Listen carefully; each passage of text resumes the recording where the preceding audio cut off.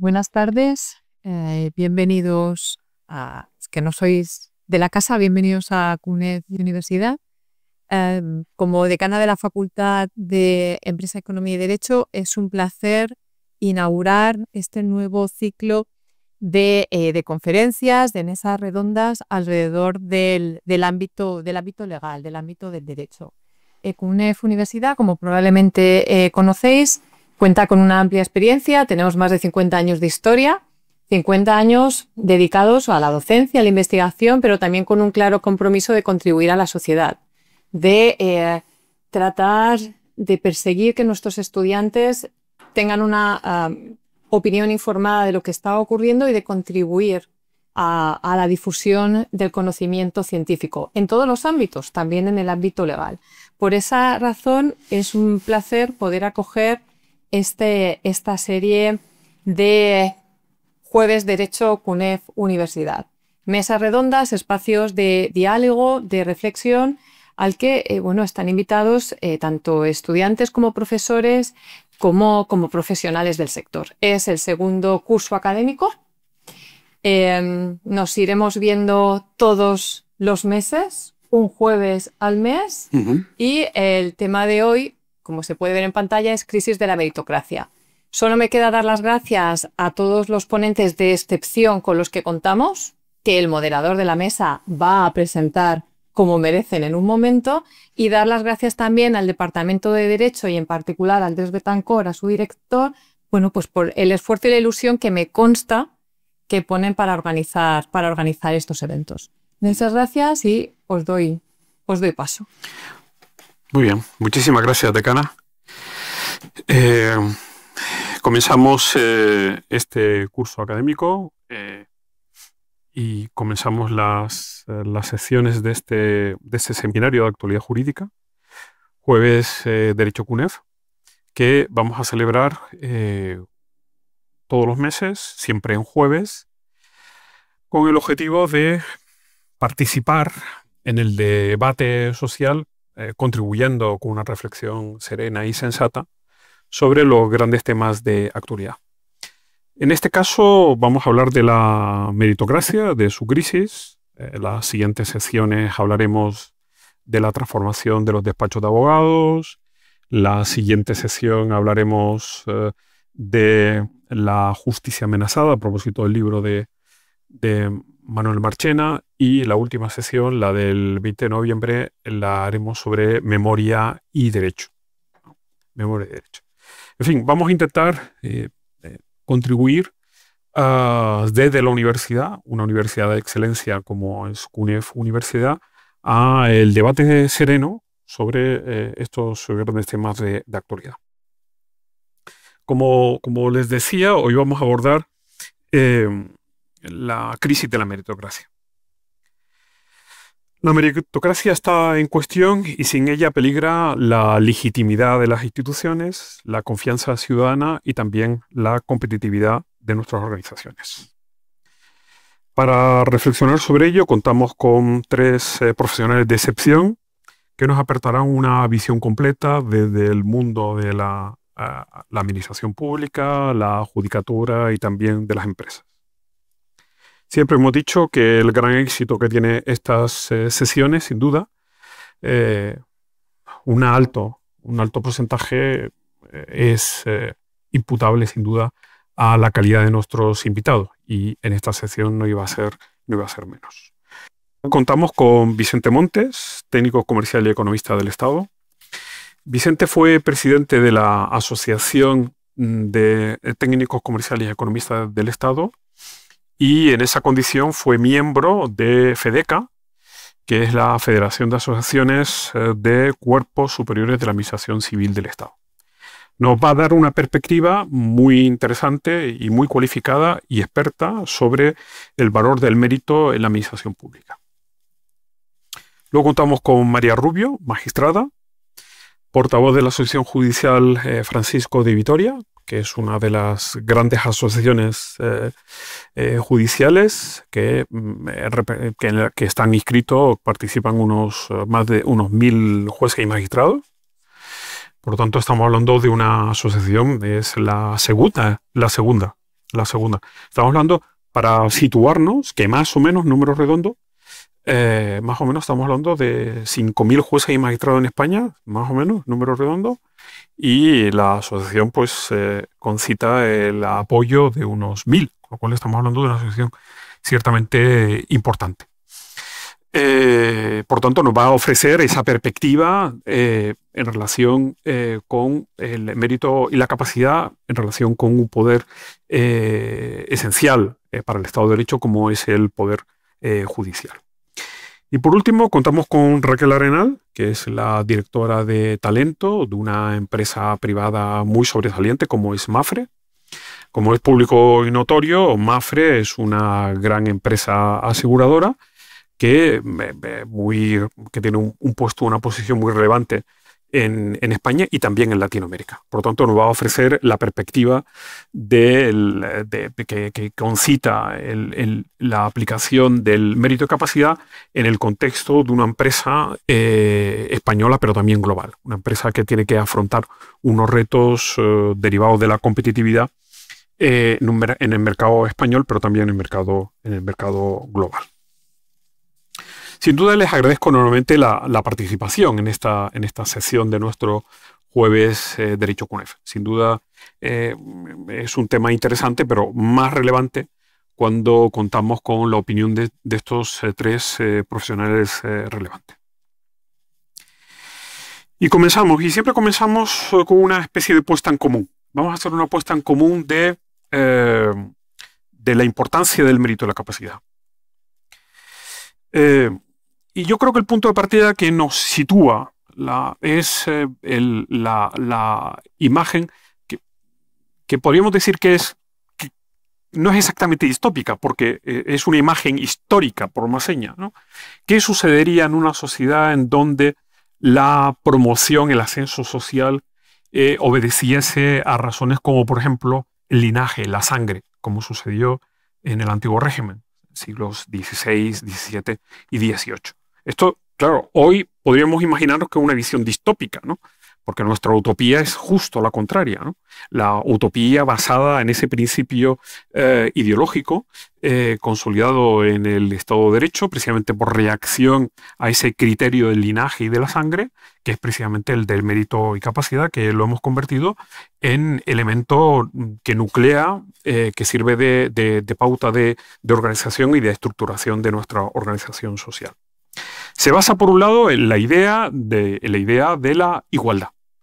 La igualdad legal de todos somos iguales, y por otro, que la razón es el único fundamento que puede servir para establecer y reconocer las diferencias. Por lo tanto, solo un criterio objetivo puede gobernar el ascenso social. La idea de que todos somos iguales, pero solo los mejores son los que tienen incluso un derecho, incluso reconocido constitucionalmente, a ocupar los mejores puestos, porque así la sociedad gana. El criterio del mérito y la capacidad es el único, por lo tanto, que puede convertir, y esta es la gran paradoja, puede convertir los iguales en desiguales. Vamos a comenzar pues situándonos, haciendo esta especie de puesta en común sobre la importancia. Hemos perdido de vista que hemos conocido otro periodo histórico en donde era el linaje, la sangre, el que marcaba la promoción, el ascenso social.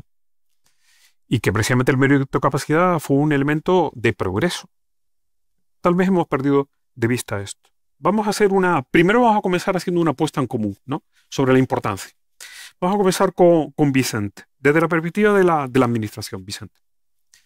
¿Cuál es la importancia del principio de mérito y capacidad, ¿no?, para garantizar además dos exigencias constitucionales, que son, por un lado, el derecho fundamental a acceder en condiciones de igualdad a cualquier puesto, a cualquier función y cargo público, el artículo 23 y 103 de la Constitución, así como, en segundo lugar, para garantizar que la administración pública sirve de manera objetiva a los intereses generales y a los ciudadanos, como también establece el artículo 103.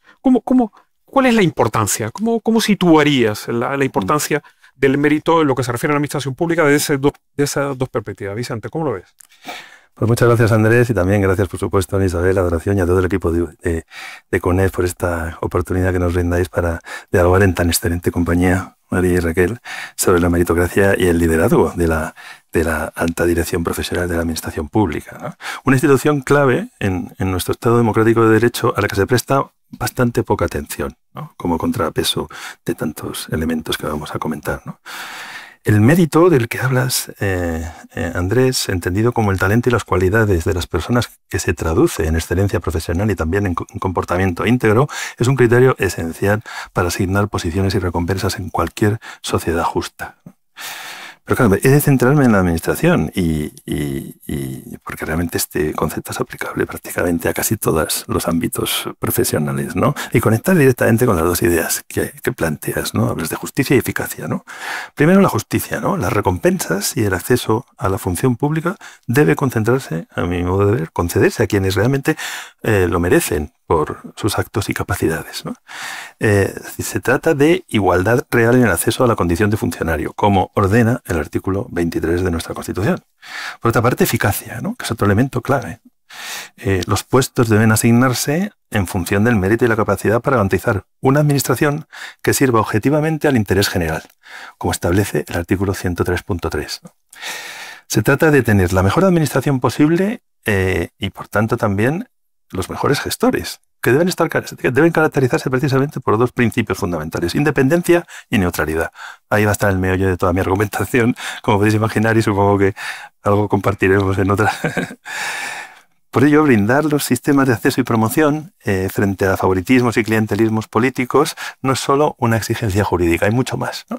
Por una parte, favorece una verdadera igualdad de oportunidades. Por otra parte, garantiza la profesionalidad de los administradores públicos. Refuerza la confianza ciudadana, porque cuando la ciudadanía percibe que los cargos acceden por méritos y no por afinidades partidistas, aumenta la legitimidad del Estado. Y en cuarto lugar, aporta una continuidad y estabilidad en las políticas públicas, evitando improvisaciones y dotando de esa calidad técnica el trabajo de la administración, sobre todo en esos momentos de transición en cambio político, ¿no? Además, la evidencia empírica es contundente, ¿no? Vámonos fuera de España para que no haya dudas, vámonos a entidades de prestigio. Pensemos en lo que dice en los estudios que realiza periódicamente el Centro de Gobernanza de la Universidad de Göteborg, ¿no? Que es muy reconocido en este ámbito, ¿no?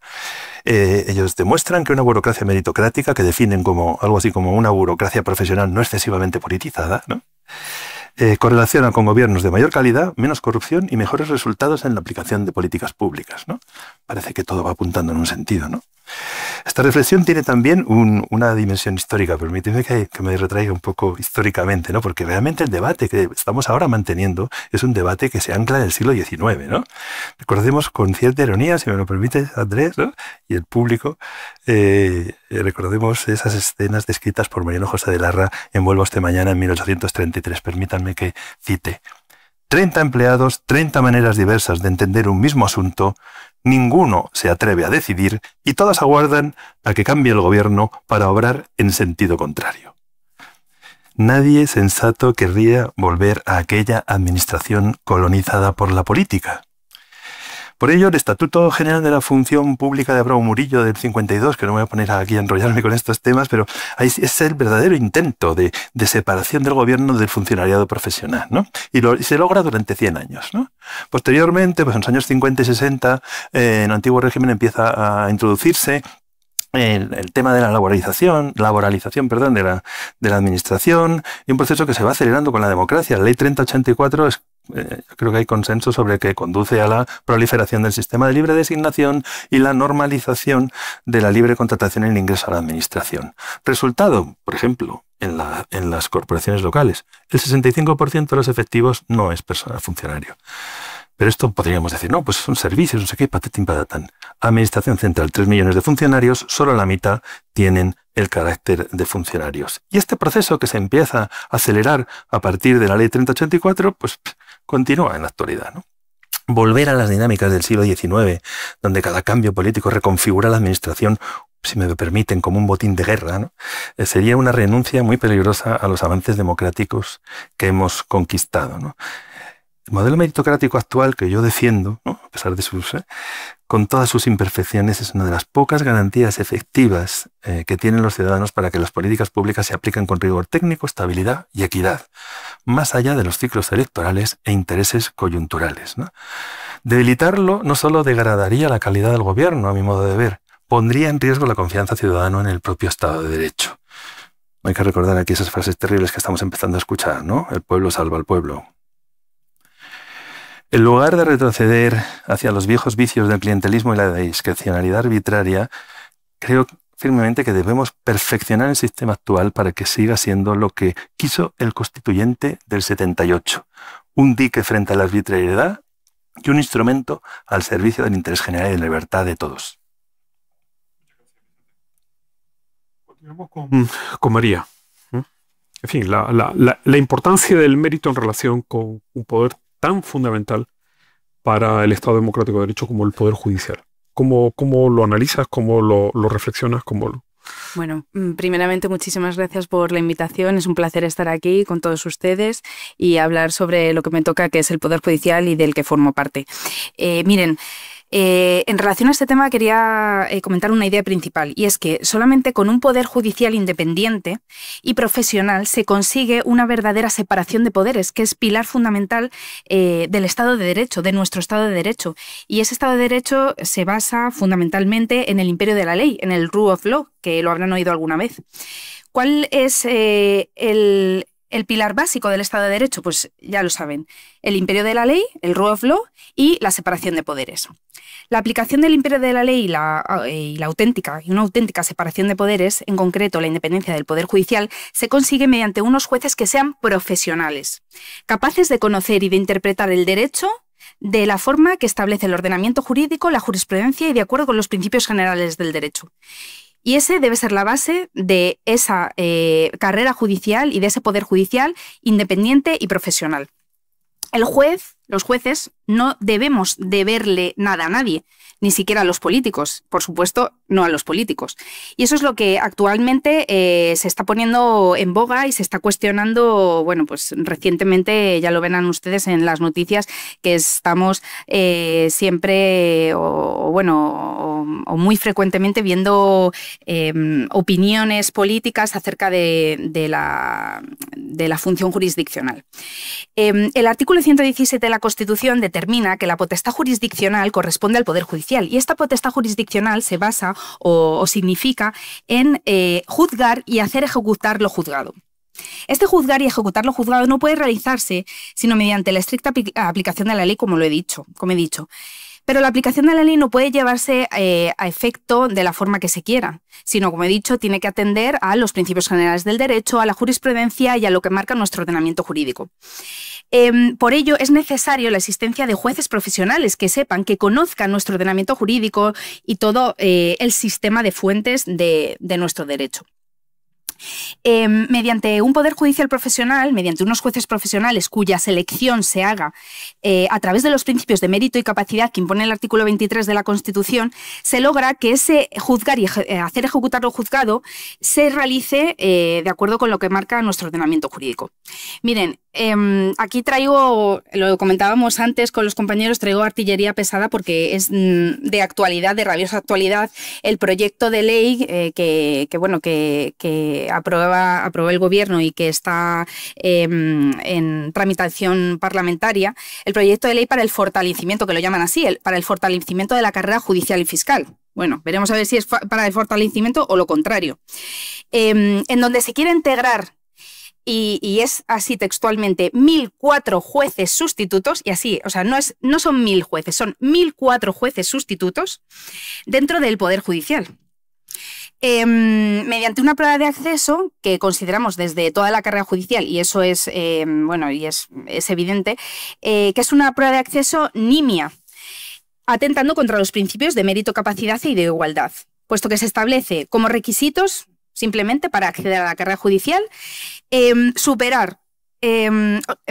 tener 5 años de experiencia profesional como jueces sustitutos y un examen práctico que consiste en un dictamen. Simplemente esto, 5 años de experiencia profesional, la licenciatura en Derecho, y superar un dictamen que veremos qué nivel tiene ese dictamen. Miren, solamente para el cuarto turno, bueno, contextualizo. Existen dos formas de acceso a la carrera judicial. Una, que es el turno libre, que es a través del sistema de oposición, que conforma tres, o que integra tres exámenes, dos de ellos orales de forma aleatoria, escogiendo los temas de forma aleatoria, y la segunda forma de acceso a la carrera judicial es a través del denominado cuarto turno, que está reservado para los juristas de reconocida competencia con más de 10 años de experiencia profesional, que tiene que acreditar mediante los méritos que se puedan presentar, y que además exige no solamente un dictamen, sino también una entrevista. Bueno, pues para los jueces sustitutos lo que se está haciendo es bajando el nivel de exigencia para el acceso a la carrera, simplemente exigiendo 5 años de experiencia profesional y la superación de un dictamen escrito. Consideramos desde la mayoría de las asociaciones judiciales que esto es una aberración. Esto, el título que ha puesto aquí Andrés de crisis de la meritocracia es que se queda corto en esto, porque estos jueces sustitutos, que a menudo, lo digo por experiencia porque es que lo veo todos los días en el ejercicio de mi profesión, porque convivo con ellos, entre comillas, los tengo al lado, despacho con despacho, acceden, es decir, salen de la carrera de Derecho. Y ustedes, bueno, pues no sé quién ha estudiado aquí Derecho, pero yo saqué la carrera de Derecho, bueno, la doble licenciatura, estudié Derecho Economía con matrícula de honor y no sabía ni lo que era una demanda. Bueno, pues estos jueces sustitutos acceden a la potestad jurisdiccional, la verdad, y bueno, no quería decirlo así, pero sin tener ni idea, a llevar a cabo esta potestad jurisdiccional, que es una garantía de los justiciables, de los ciudadanos, de ustedes. Y bueno, y muchas veces sin saber cómo redactar ni siquiera una resolución judicial, una sentencia, una providencia, un auto, no saben siquiera qué estructura tiene. Entonces, implementar o integrar dentro de la carrera judicial a 1.004 sustitutos, que por cierto no le he dicho, las 1.004 plazas que se convocarían para este concurso especial son los 1.004 sustitutos que existen en España, jueces sustitutos que existen en España. Entonces, reservar justo 1.004 plazas para 1.004 jueces sustitutos y disminuyendo los estándares de mérito y capacidad y los estándares de oposición, del sistema de oposición que rige, es pues atenta contra la meritocracia, contra la igualdad y bueno, ya ven ustedes que estoy indignado, pero le preguntarán a cualquiera de mis compañeros y tienen la misma indignación que yo. Entonces, bueno, solamente quería exponer eso y ponerles de manifiesto nuestro malestar y el porqué de nuestras reivindicaciones, que habrán visto antes de verano que nos hemos movilizado bastante. Muchas gracias, María. Has matado el guión y no sé cómo continuar, ¿no? En fin, no sé. Hablemos de las amenazas. No sé. Eso, bueno, en fin, María, en serio, no, me gusta porque viene a confirmar la corrección y el éxito de la elección del tema. Un tema de actualidad que suscita pues un enorme debate y de eso se trata. De eso se trata, de aportar ideas.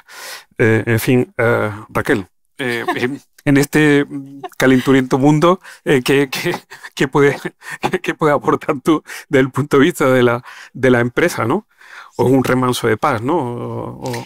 Bueno, desde el punto de vista de la empresa, lo que sí que os puedo confirmar por mi amplia experiencia profesional en el sector privado, aunque yo empecé en el sector público, que fui profesora interina, y luego ya pues pasé al mundo de la consultoría y a recursos humanos en Mapfre, en el que llevo mucho tiempo.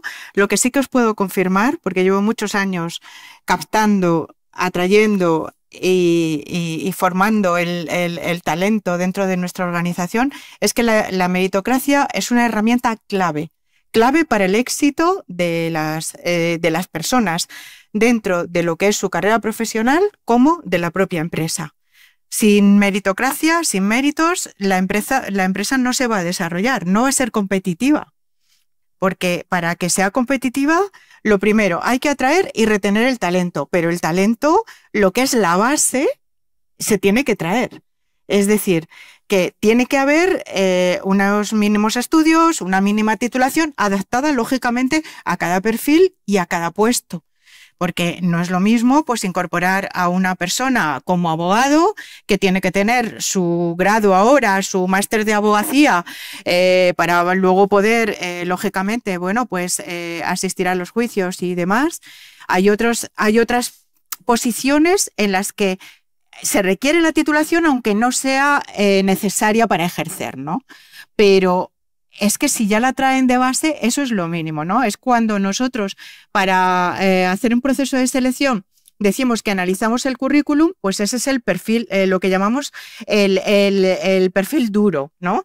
Pues tiene esta titulación, tiene esta experiencia, tiene estos conocimientos, pero luego se requiere algo más. Luego, más adelante, creo que vamos a hablar realmente de lo que es el mérito, porque creo que es importante tener en cuenta que la redefinición del mérito va más allá. No es solamente el mejor expediente académico ni los mayores logros académicos. Se necesita algo más. Y eso tenemos un montón, yo creo que de experiencias cada uno de nosotros. No el número uno es el que va a tener más éxito, al menos a nivel profesional, ¿no?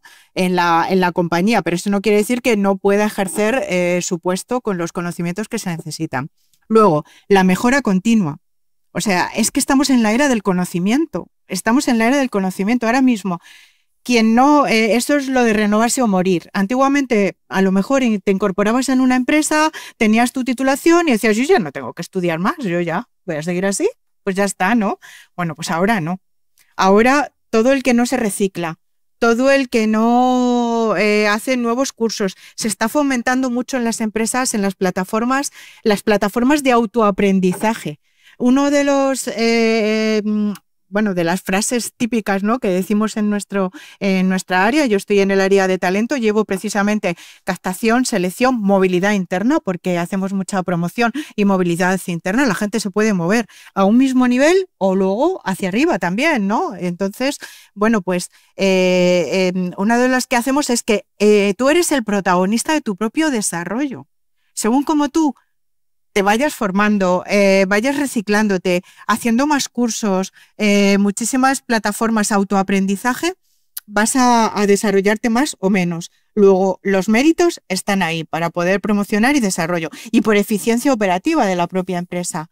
En la empresa, cuanto más sepan los empleados de procesos, de conocimientos, de nuevas herramientas y demás, pues la empresa va a evolucionar mejor. También con respecto a la innovación. Con respecto a la innovación, si las personas traen ya esa propia titulación, esos conocimientos que han adquirido en la carrera, pero les falta la práctica, pero tienen esa base para poder realmente tener más iniciativa, compartir, sacar un poco la creatividad que llevan dentro, ¿no? Cuando a mí un director de área me pide y me dice que quiere un data scientist, por ejemplo, me dice, es que tiene que ser ingeniero. Y yo le digo, no tiene por qué ser ingeniero, ¿no? Puede tener otra titulación. No, es que los ingenieros ya tienen la mente preparada para los datos, para no sé qué y tal. Entonces, sí que es cierto que no tienen por qué serlo. Aquí estamos en una empresa privada, los data scientists los hay que son matemáticos, que son ingenieros, que son de ADE, pero es verdad que todo lo que ya traen en la mochila les va a ayudar a innovar más y eso en la empresa, pues lógicamente va a mejorar. Y también con respecto a lo que llamamos la justicia organizacional, es decir, si se percibe en la empresa en la que hay una cultura muy arraigada con nuestros propios valores. Concretamente, nosotros en Mapfre somos una empresa que nuestro propósito es cuidamos lo que te importa y nuestros valores están basados en la solvencia, la integridad, la innovación, como acabo de explicar, la calidad de servicio, pero con un equipo multicultural y diverso, del que vamos a hablar luego también más adelante, porque ahí lo van a percibir como que aquellos que promocionan en base a sus méritos y que no son nombramientos a dedo, les va a motivar más y va a mejorar el compromiso de los empleados. Va a haber menos conflictos laborales. Ahora mismo en los departamentos de recursos humanos, una de las áreas que más está creciendo es precisamente la de relaciones laborales, ¿no? Mis compañeros de relaciones laborales, y que os puedo decir que ahí siempre que seleccionamos abogados, bueno, tanto para las áreas jurídicas como para, ya que estamos en un panel un poco de derecho, ¿no? Para las áreas jurídicas como en relaciones laborales, que ha crecido muchísimo, muchísimo, porque ya sabéis que hay ahora de todo, ¿no? Hay un montón de denuncias, protocolos de acoso, protocolos de todo tipo, ¿no? Y han crecido mucho. La verdad que yo creo que ahora los estudiantes de derecho, al menos los que se vayan por la rama laboral, no van a tener mucho problema, porque a mí me cuesta, ¿eh? Me cuesta algunas veces captar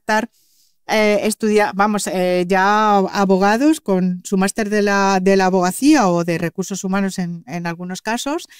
Y como os decía, ellos, hay mucho conflicto laboral, pero si se percibe que todas esas promociones y que todo el desarrollo organizacional va por la meritocracia, hay menos conflicto laboral. Muy bien. Hemos entrado ya muy pronto en materia. Yo quería un poco dosificarlo, pero está claro que la meritocracia está en crisis. Ahora vamos a profundizar un poco más respecto de las amenazas, luego las propuestas de reforma. No cabe duda que después de la exposición de Vicente y la de María, la meritocracia está en crisis, hay unas amenazas. Y sin duda en lo que se refiere tanto al ejercicio de los poderes, la discrecionalidad y lo que arrastra de sí la arbitrariedad, la politización, ¿no? Vicente, comenzamos por ti, las amenazas. Pues sin duda, Andrés, hay amenazas.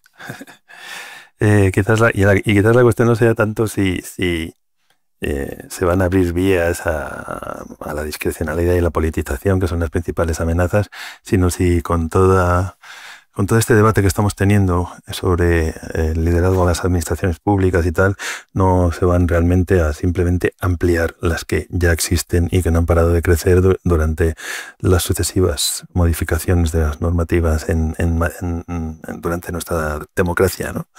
Porque durante décadas el poder político ha ido sobrepasando las líneas que separan la legítima dirección política, y quiero repetirlo, legítima dirección política, pero también la legítima gestión técnica, ¿no? Entonces se ha producido este movimiento de colonización creciente del espacio de las administraciones públicas y reeditado en ocasiones actitudes propias de una España cortesana que creíamos todos que teníamos hasta superada, ¿no? En juego, creo yo, no está solo un modelo de gestión, sino el liderazgo de los profesionales de la administración pública que sirven al interés general y, en última instancia, diría que incluso la misma esencia de la función pública neutral y profesional, ¿no? Es cierto que el proyecto de ley de función pública que está en estos momentos en el Congreso contiene avances importantes en el campo de la modernización de las administraciones públicas. Hay que reformar continuamente, ¿no? Eso hay que decirlo, ¿no? Pero está claro, a mi modo de ver, que no es el caso en lo relacionado con la estructura de cuerpos de las administraciones públicas, y tampoco lo es, por supuesto, el debate político que estamos teniendo con proyectos que circulan por ahí, ¿no?, sobre la modificación del sistema de acceso, que es una gran amenaza.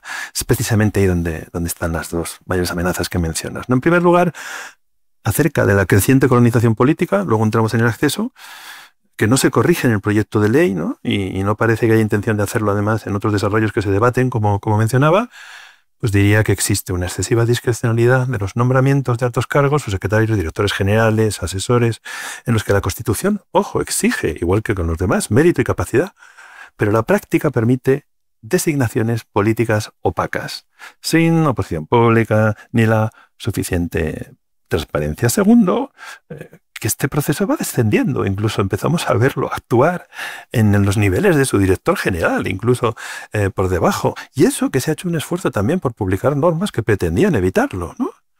En tercer lugar, ¿qué decir de la cobertura de puestos por el sistema de libre designación, ¿no?, por parte del poder político, ¿no?, con ausencia en los procedimientos, como sabemos, de requisitos de experiencia para participar en las provisiones de puestos, y además siendo un número creciente de personas las que se incorporan por este canal, ¿no?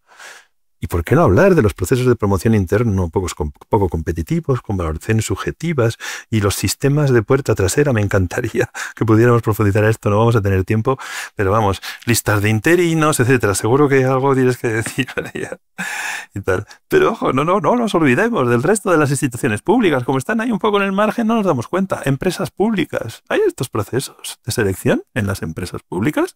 ¿Debemos exigirlos los ciudadanos, no? ¿Y qué decir de los órganos reguladores, no? Parece obvio, ¿no? Andrés, tú lo has dicho muchas veces, ¿no? Que los responsables políticos, cuando gobiernan, no pueden ser los responsables de dictar cómo deben actuar los órganos de control de su propio poder, ¿no? Parece también obvio esto, ¿no? Entonces, estas prácticas erosionan además la percepción de neutralidad administrativa y minan la confianza de la ciudadanía.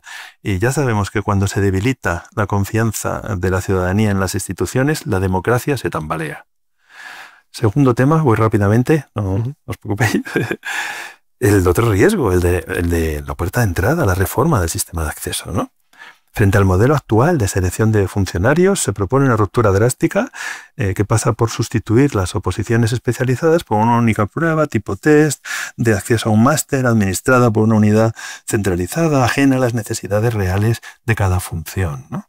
Se invoca la evaluación de competencias en un formato desvinculado de la formación técnica específica que exige el servicio público, ¿no? Nadie ha demostrado, ni en teoría ni en la práctica, o alguna amiga que hay por aquí me hizo ver, que sustituir las oposiciones por un máster público, yo diría privado público, pero público, mejora el sistema, ¿no? Sí parece, en cambio, que ese es un camino mucho más caro, es mi opinión, más manipulable y potencialmente desigual, ¿no? Con lo cual no entiendo nada. En una cultura política como la española, además, en la que, permítanme señalar, que el amiguismo y la excepcionalidad han sido deportes nacionales, creer que un sistema así no derivaría en discrecionalidad es, cuando menos, discúlpenme, ingenuo, ¿no? Cambiar el timón no endereza el rumbo si seguimos torciendo las horas a nuestro antojo, ¿no? Y todo indica que, llegado el momento de aplicar este sistema de acceso, volveríamos a practicar esa misma acrobacia tan nuestra, ¿no? Que es decir una cosa y hacer la contraria, ¿no? Esto es muy, muy nuestro, ¿no? Ya he señalado que la historia nos advierte. España ya conoció, como he señalado, una administración convertida en botín político. Superar ese modelo costó generaciones de reformas, un gran esfuerzo, y la consolidación constitucional del principio de mérito y capacidad está en la Constitución, ¿no? Debilitarlo hoy sería traicionar esa conquista democrática de todos los españoles. Modernizar no puede significar politizar ni abaratar la excelencia técnica. El sistema actual, de acuerdo, será imperfecto, ¿no? Pero ha demostrado resistir las tempestades políticas y garantizar con todas sus carencias una administración que sirve al interés general y no a los intereses de turno del poder, ¿no? Y si abrimos la puerta a la discrecionalidad, no ganaremos modernidad, a mi modo de ver, perderemos Estado de Derecho. Y ese es un lujo que, como sociedad democrática, yo creo, Andrés, que no podemos permitirnos. Sin duda, sin duda. María, aunque ya has adelantado esas amenazas, la reforma, sí, profundicemos en ella. Sí. Bueno, vamos a ver, he sacado estadísticas del Consejo General del Poder Judicial para hablar sobre lo que se suele decir de que los jueces o el perfil de los jueces es homogéneo, de que tenemos poca conexión social, de que acceden solamente a la carrera judicial hijos de jueces o familiares de jueces. Esto se dice mucho en los medios y vamos, está de rabiosa actualidad este tema. Miren, las estadísticas llevadas a cabo por el Consejo y la Escuela Judicial, ¿vale? Muestran que solamente el 6% de los jueces que han entrado en la carrera judicial en los últimos 25 años, solo el 6%, tienen algún familiar que es juez. Solo el 6%. Luego también en esas estadísticas he encontrado el dato de el 19% de los jueces, que han entrado en la carrera en los últimos 25 años, solo el 19% tienen un familiar jurista o profesional del derecho. O sea que la inmensa mayoría, más del 25% solamente de los jueces, tendrían o familiar juez o familiar jurista. El 75% de los jueces no tiene ningún familiar dedicado al derecho. Para que vean que, bueno, que esto es una falacia pues total. También, bueno, saqué también otros datos de la estadística. El 39% de los jueces que han entrado en la carrera en los últimos 25 años proceden de familias en donde ninguno de los progenitores tiene estudios superiores. El 39%. Sin cuyos progenitores tienen estudios superiores. Y el 26% solamente tiene uno de sus progenitores con estudios superiores. O sea que lo que se dice de que, bueno, pues que somos hijos de jueces, que somos un sector privilegiado, de que solamente pueden acceder a la carrera gente con una determinada posición económica social, es totalmente incierto. O sea, esto que les quede claro. Miren, el sistema de oposición para acceder a la carrera judicial actualmente en España es uno de los más exigentes, junto con los de abogados del Estado, notarios y registradores. Esas son las oposiciones más exigentes dentro de España. Jueces, fiscales, abogados del Estado, notarios y registradores. El sistema actual es totalmente imparcial y no se prioriza a nadie para el acceso a la carrera, ni por su condición social, ni por su condición económica, ni tampoco por lazos familiares o de ningún otro tipo. Es decir, el enchufe aquí no vale. Este sistema actual de acceso consta, como ya les he adelantado anteriormente, de 3 ejercicios y todos ellos son eliminatorios. El primero de ellos es tipo test, que es totalmente anónimo para evitar las filtraciones, claro, porque es un examen escrito que podría dar filtraciones, como en algunos casos, recuerdo hace poco, para el acceso a los fuerzas y cuerpos de seguridad del Estado, concretamente para la Guardia Civil, que se dio lugar a ciertas filtraciones en el examen escrito para acceder a la Guardia Civil, y los 2 restantes, que son pruebas orales, en donde los temas a exponer delante de un tribunal formado por 7 personas son escogidos totalmente de forma aleatoria. Y les puedo explicar que esto es una bolsita que tienen allí en el Tribunal Supremo, donde se van a exponer los temas. El opositor saca de forma aleatoria dentro de las bolsitas los temas que van determinados por el número de cada materia, y así es como se escogen los temas a exponer delante del tribunal. O sea que es totalmente aleatorio, sin riesgo de filtración ninguna. Como ya he adelantado, bueno, con el proyecto de fortalecimiento de la carrera judicial y fiscal que se quiere aprobar, se quiere suprimir el último ejercicio oral, que, como ya les he dicho, es un ejercicio totalmente aleatorio e imparcial. Y se quiere introducir uno escrito. Vaya, ya tenemos ahí uno escrito, con el riesgo de filtraciones, como les he dicho, que existe. Y además se quiere eliminar ese ejercicio que trata sobre una de las materias más importantes que vemos los jueces en la práctica, que es el derecho procesal. El derecho procesal es el que rige el funcionamiento de los órganos judiciales y es nuestro día a día. Y se quiere suprimir ese ejercicio. Entonces, se quiere, por tanto, disminuir el nivel. El sistema actual, aunque no es perfecto, porque todo es susceptible de mejora, por supuesto, como ya les he dicho, es totalmente imparcial. Es consecuente con los principios de igualdad, de mérito e incapacidad que ya pues, Vicente les ha explicado.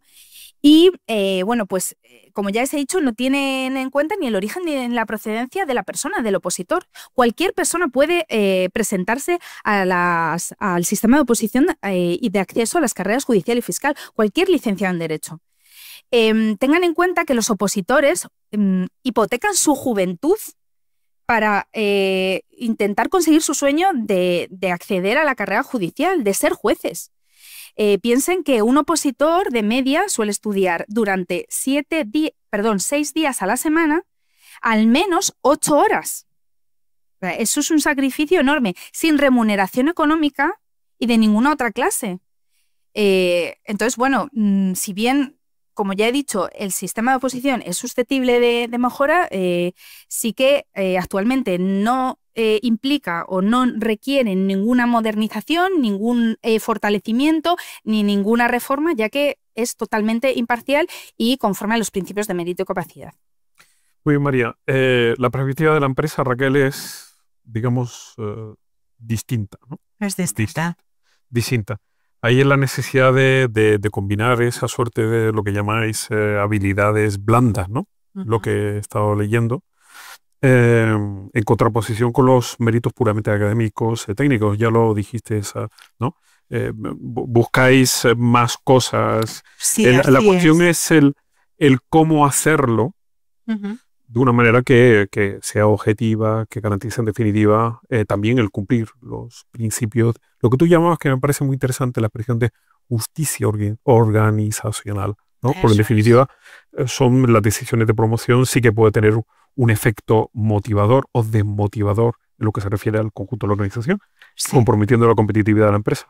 Así es, o sea, como os adelantaba antes, creo que hay que redefinir un poquito lo que es el término de mérito, ¿no? Y así lo venimos aplicando en las organizaciones hace muchos años, en los que es cierto que en las empresas privadas no se entraba a través de un sistema de oposición, pero cuando realizábamos pruebas, ahora es que realizamos muchísimas más, os voy a contar un poquito, pero antes pues se realizaba fundamentalmente pruebas de conocimiento de acuerdo a lo que se necesitaba para el perfil del puesto. Ahora no solamente se realizan esas pruebas de conocimiento, bueno, se parte primero de las titulaciones, de solicitar los títulos, de comprobarlo, que yo en mis primeros años de vida laboral me he encontrado personas que te decían que tenían un título y luego no lo tenían. Entonces a mí me decían, pero ¿tú por qué pides los títulos antes de la entrevista? Digo, hombre, claro, yo pido los títulos antes de la entrevista, lo compruebo antes, o sea, no voy a pasar a la fase de entrevista sin realmente haber comprobado que lo tienen cuando se requiere un título para un puesto, que no siempre es así, ¿no? Porque en nuestra empresa, que claro, lleva más de 90 años, vamos ya casi hacia el 100, se creó en el año 1933, entró mucha gente que no tenía titulación y muchos estudiaron y trabajaron, y demás. Y luego otros que no pudieron estudiar una carrera han llegado a muchos puestos directivos gracias a su expertise, a su experiencia, pero ahora, ya desde hace muchos años, partimos de pedir esas titulaciones que se necesitan para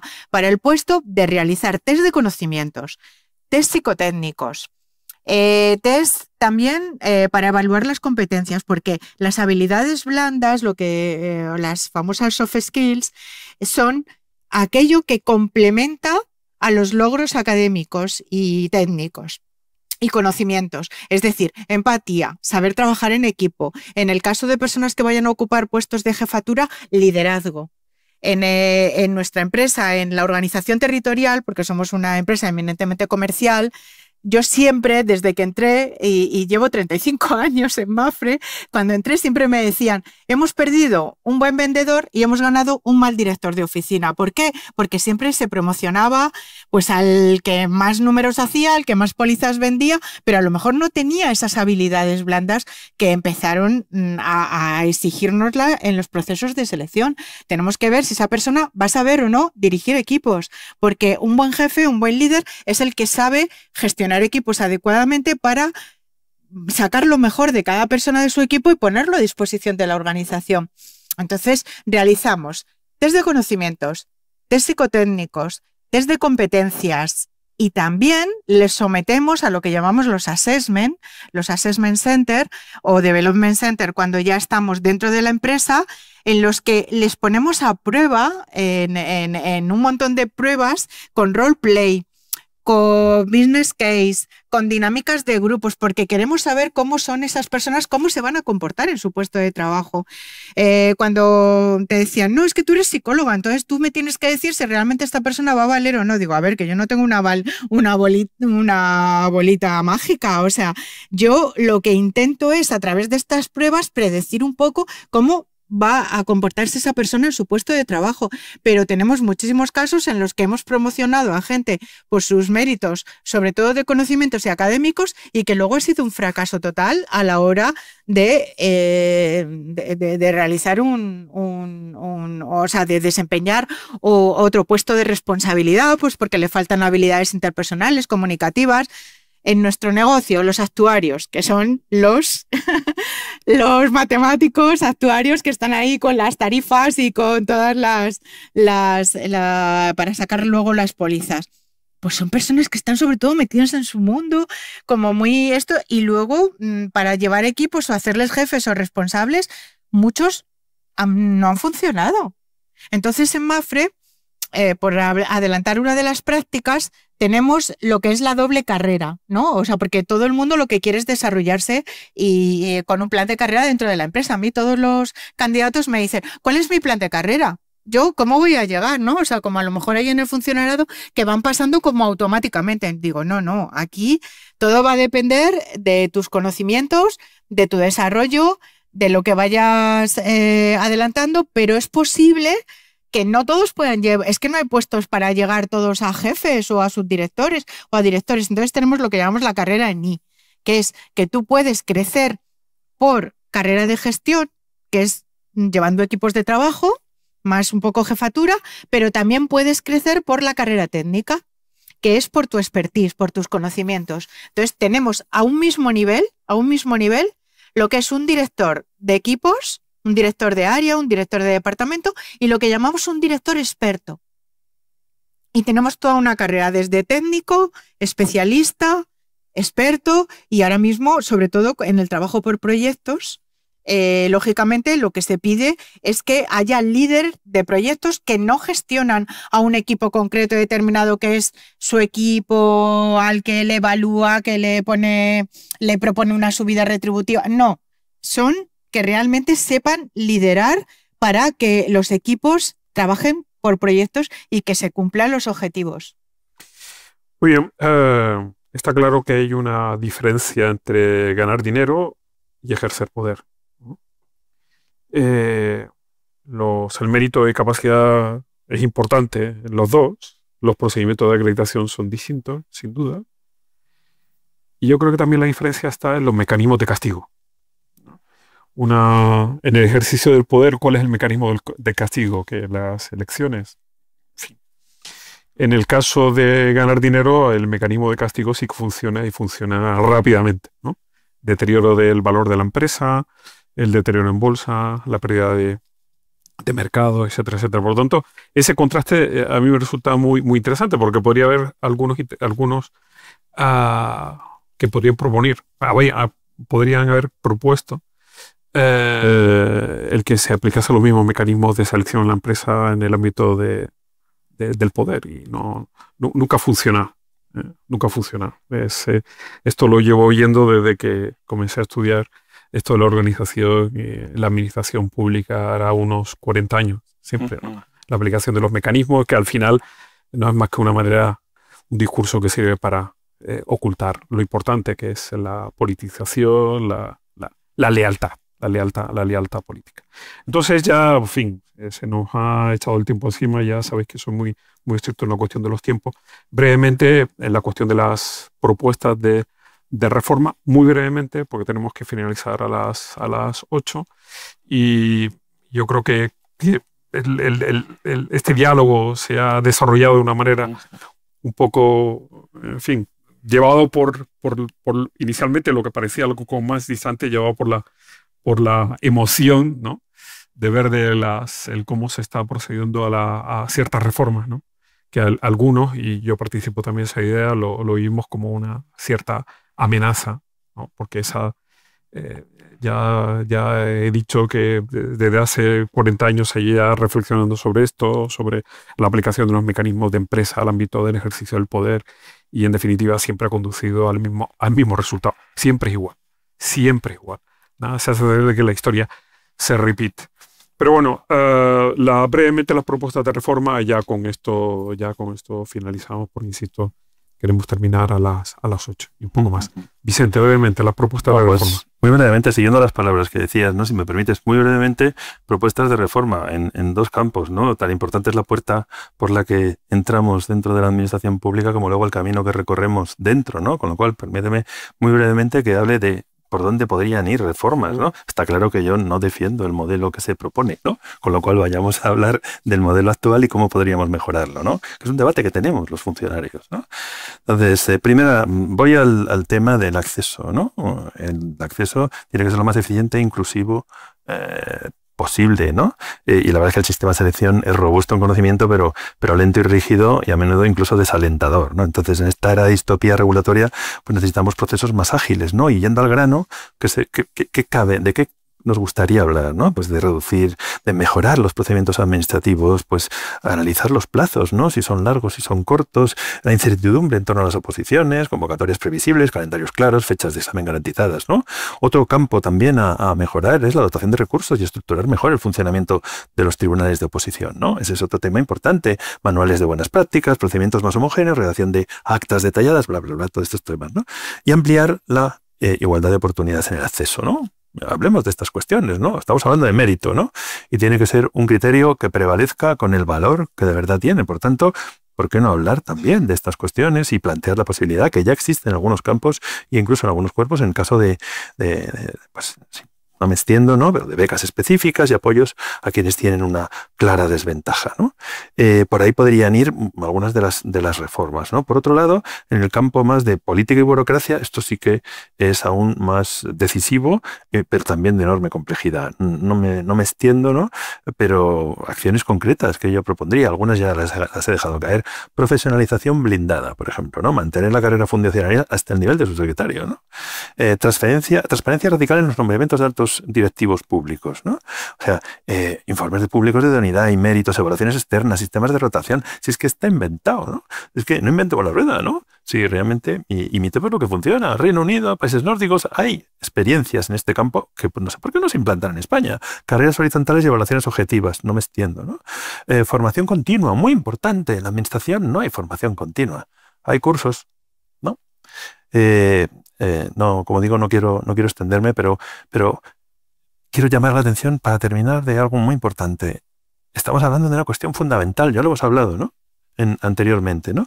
Pero no debemos olvidar que muchos funcionarios de carrera han sido la última frontera en la defensa del Estado democrático de derecho, ¿no? Entonces, desatender estas cuestiones no es una simple reforma administrativa, ¿no? Es poner en riesgo una de las principales garantías de la ciudadanía para preservar su libertad, ¿no?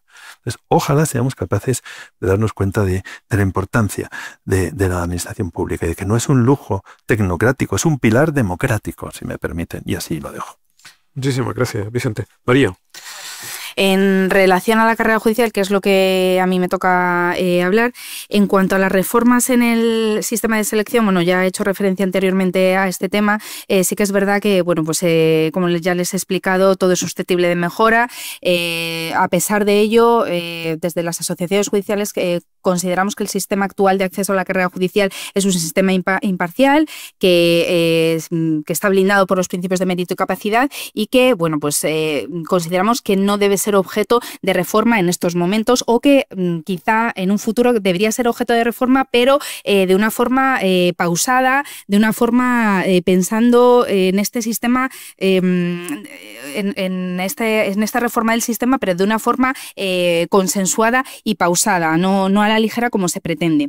Y en cuanto a la posibilidad de mejorar el sistema de promoción de los jueces cuando ya se encuentran dentro de la carrera, bueno, pues no sé si les suena el tema de la reforma del Consejo General del Poder Judicial, que siempre está muy en boga en las noticias, en los telediarios. Bueno, pues que sepan ustedes que cierta parte del Consejo General del Poder Judicial es nombrado por el Poder Legislativo, por las cámaras, por el Parlamento, por el Congreso y Senado, y esto sí que se debería mejorar, esto debería cambiarse, debería modificarse. Los vocales del Consejo General del Poder Judicial, como ustedes saben, el Consejo General del Poder Judicial es el órgano de gobierno que tenemos los jueces y no debería haber injerencia de otro poder político, de otro poder del Estado, como es el poder político, como es el legislativo, sino que los vocales del Consejo General del Poder Judicial deberían ser nombrados por los propios jueces, por los propios integrantes de la carrera judicial. También hay que poner de manifiesto que, si ustedes no lo saben, ya se lo digo,